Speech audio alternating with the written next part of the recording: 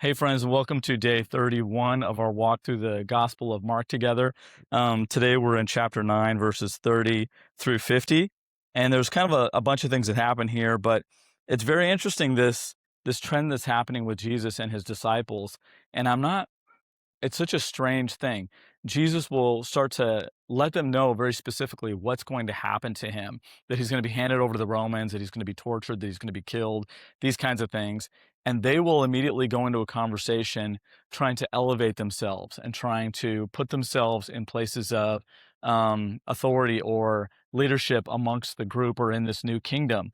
And so this is very strange. In verse 30, um, start actually 31, Jesus says, "The Son of Man is going to be betrayed into the hands of his enemies. He will be killed, but 3 days later he will rise from the dead."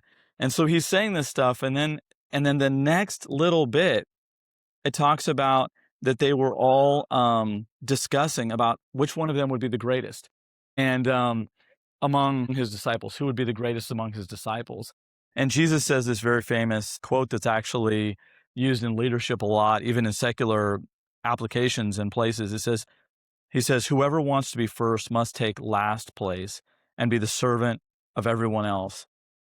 And then he brings a child among them and says to them, "Anyone who welcomes a little child like this on my behalf welcomes me."